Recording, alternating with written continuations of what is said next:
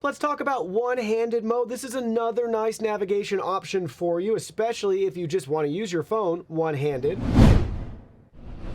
Hey everyone, today in this video, I'm going to show you some tips and tricks with your Samsung Galaxy A03s.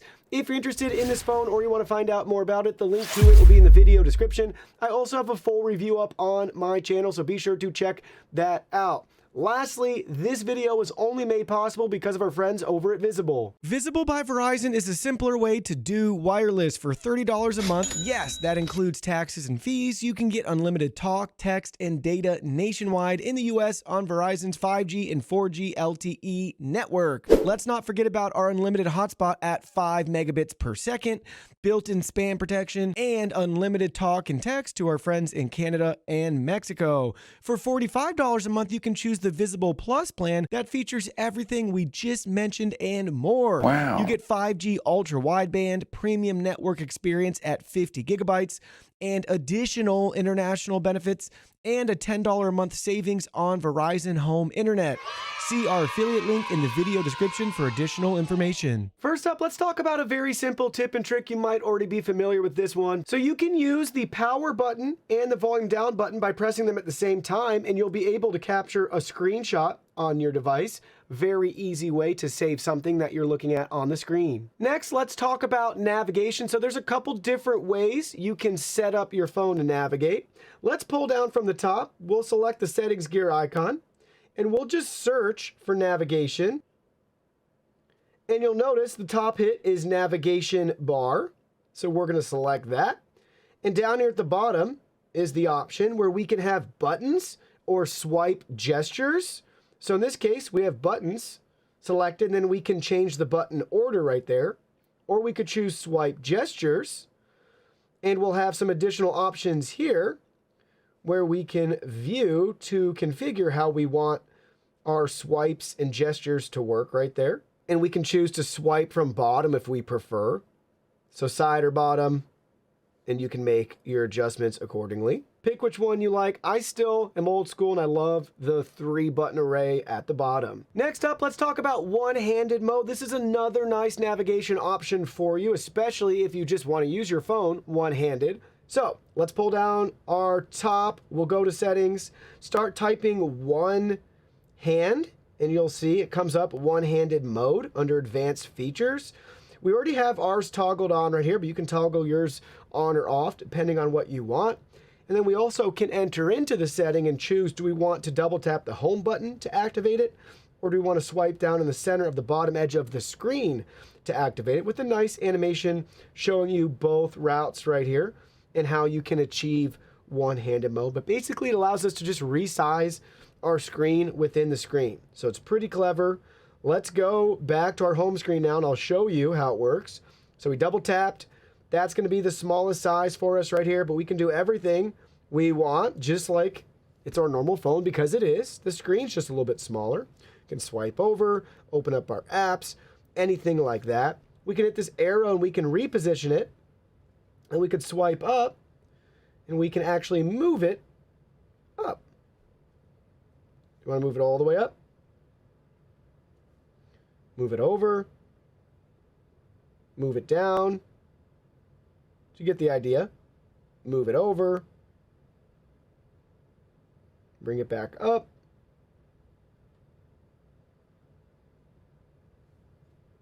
and reposition it anywhere on the screen that you'd like. That works best, obviously, for your hand. So for me, I would probably do this corner, and that's how I would prefer to have it right there. Pretty neat. Also, if you want to exit out of it, just tap anywhere else outside of the display. Next, you'll want to spend a minute configuring your motion and gesture settings. So same thing, hit the search gear in the top right-hand corner. Let's start searching for motion and gestures, again under advanced features. Select it. And now we can choose to turn on lift awake, double tap to turn on screen, double tap to turn off screen, keep screen on while viewing. So it's going to use your front camera to detect your face. Alert when phone picked up, turn over to mute, and then we have our finger sensor gestures. You can open and close the notification panel using the fingerprint sensor.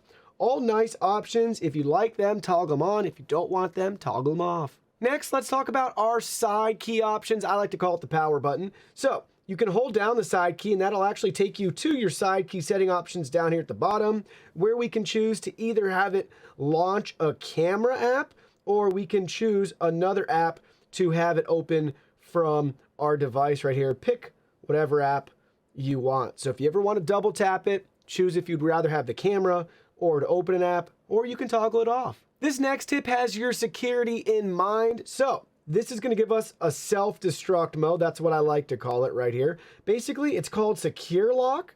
So search for secure, and then we have our secure lock type. We have our secure lock settings. So let's go to lock screen, secure lock settings, and we have the option to enter our PIN right here. And then we'll be taken to this auto factory reset. So if you want to turn this on, after 20 incorrect attempts to unlock your phone, it will be reset to factory default settings and all data will be erased, including files and downloaded apps. So if you lose your phone, it's stolen, it's lost forever, you might want to go ahead, make sure you have this enabled. So after 20 incorrect attempts, somebody won't be able to get access to your data anymore. It's going to be factory reset. So I call that the self-destruct option, and it's something you should look into to see if you want to turn that on. Moving right along, let's hide some apps on our phone. So I want to show you right here, we have 3 Antutu benchmark apps on our screen, and I don't want to delete or uninstall them, but I do want to hide them and declutter my phone. So up at the top, let's search for the word hide. And down here, you'll notice on the home screen settings, we can hide apps on home and app screens. Select that setting. Let's do the 3 Antutu benchmark apps.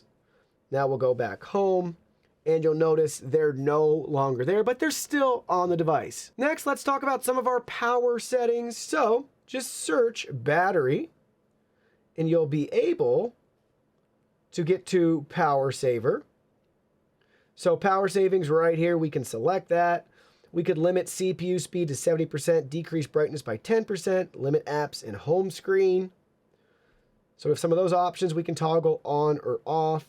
You'll notice we have adaptive power saving as well. We can turn that one on. That's going to be just dependent upon our usage history and patterns. So a couple of power settings right there. You can also set your background usage limits. So a couple of things you'll be able to do to try to squeeze out as much juice as possible from your phone's battery. I also want to point out a little bit further down, we have our more battery settings. For some of you, you might want to turn off fast charging and you might want to turn on protect battery. So this can extend the lifespan of your battery by limiting the maximum charge to 85%. So we have a couple of those options as well for you to pick and choose from. Next up, I like this setting. So from the top, we can pull our shade down and you'll notice we don't have any brightness slider until we pull it down again. And we have our brightness slider down there at the bottom. If you want to have this in your main notification bar, hit the 3 dots in the top right-hand corner. And then we have a couple different options to choose from, but we're gonna choose quick panel layout. And here's the brightness control settings. So we can show always or show when quick panels expanded. And then we have our show, control, and media output buttons. Show always, show when quick panel expanded, or don't show. And now we'll go back. You'll notice it's right there. How nice is that? So there's our brightness. Now it's just right there in our notifications bar. Again, we can turn that off and just have it when we pull down the shade if that's what we prefer. But I like having that right at my fingertips to adjust as needed. With the design of this phone, there's an option to control the camera cutout, which I think is pretty cool. And you can pick it app by app. So pull down, hit the settings gear icon and search cutout. So we'll do cutout right here. And it's the camera cutout under your display settings. So right there, you're going to pick and choose it. And now you can choose to have it show the camera cutout or hide the camera cutout depending on your app. So it'll cover it with just a black bar. So for 3D Mark, for example, let's choose that one. We can show, we can hide, or we can leave it to auto, which is basically the default for the app. But if you want Netflix, YouTube, things like that to change, whatever app you're in, pick and choose whatever one you like best.